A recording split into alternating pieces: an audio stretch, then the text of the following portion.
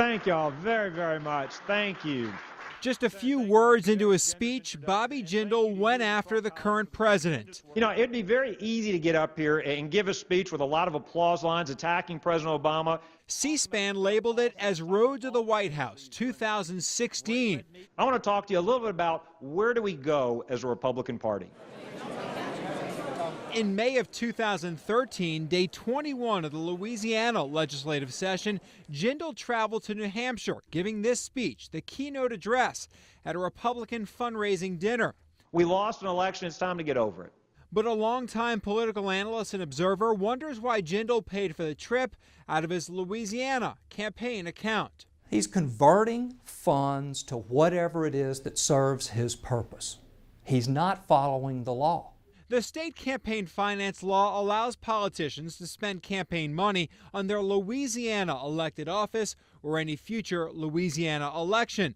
Elliot Stonecipher believes Jindal is using much of his money for federal election, and it is against the law. I don't know any way around that. For that speech in New Hampshire, Jindal spent $3,500 out of his Louisiana campaign account, money for flights, hotel rooms, and food. And the conversion of state money for federal office is glaring. We showed Stonecipher Jindal's 2013 campaign spending. This is just incredible. Of the $1.8 million in spending, more than half, $1.1 million, was paid to out-of-state addresses. Compare that to 2008, when only $391,000 went out of state. Or you can also take a look at his predecessor, former Governor Kathleen Blanco. From 2004 to 2008, 4 years, she spent $1.5 million in Louisiana. $96,000 went out of state. Again, compare that to Jindal in 1 year, 2013, $764,000 in Louisiana, $1.1 million to out-of-state addresses. At the essence of his behavior is ethiclessness at the very, very least. Jindal listed spending for different political meetings in Wisconsin, Tennessee, New York, New Jersey, Las Vegas, San Diego. The list goes on. We have no idea how any of those expenses relate to his state office. I would suspect that most of the money that's being spent there is related to his ambitions to become president. But can you lay the groundwork with your state campaign money? Well, according to the Ethics Administration, that you're not supposed to. That money should be dedicated to running in the state, and that if you want to run for a federal election, you need to form another campaign finance account. This Associated Press article from April of this year is telling. The writer Melinda DeLotte gives a 2016 checklist for Jindal, writing in the first sentence that it was a look at preparations by Jindal for a potential 2016 presidential run. She writes to run for president, Jindal must go to New Hampshire, and points out he made 2 trips there, including that keynote speech we already showed you, again paid for with Louisiana campaign dollars.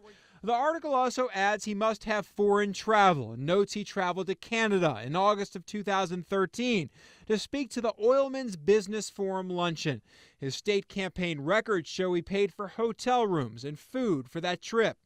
Visiting Iowa is also in the presidential checklist, and Jindal made one campaign expenditure there. And to run for president, she writes Jindal must meet the money. The article points out he met leading GOP donors in New York City. We found travel to New York out of his Louisiana campaign fund. It's unclear if he met with GOP donors during those visits. Even though he is barred from running here in the state, he's been running for office after his most recent election in 2011.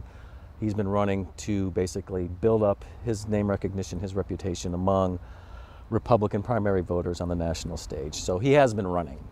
Let's just get that out of the way. Jindal campaigned for a sheriff in Michigan and bought food for that trip out of his campaign account.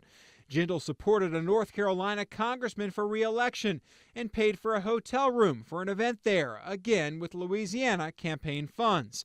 He spent $650,000 in consultants. Consulting for what?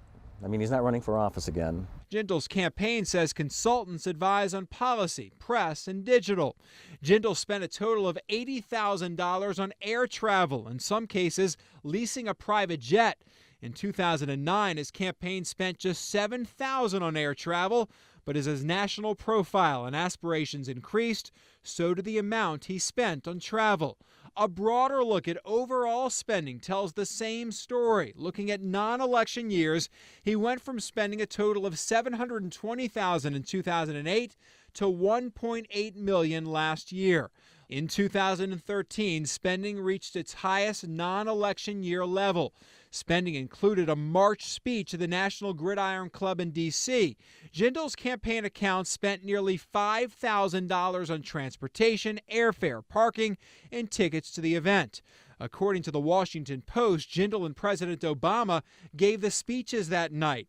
The Post even has a copy of Jindal's. The speech was filled with jokes about Chris Christie, John Boehner, Joe Biden, and Eric Holder.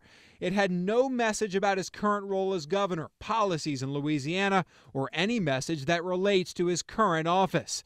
Still, Jindal billed the trip to his campaign. It appears that he is violating the spirit of the law if he's using his state-based campaign finance account to pay for his national ambitions. But another political analyst gives an even stronger reaction about the intentions of a governor who says he's brought the gold standard of ethics to Louisiana. Elliot Stonecipher says a quick look at his campaign finances leads to an easy conclusion. Jindal is spending very little money on things related to his job at home in his home state. You say that's for his national ambitions. Absolutely. And if you go out and ask 15 people who keep up with this, all 15 of them are going to answer the same way. There's no question. It is a violation. It is definitely a violation.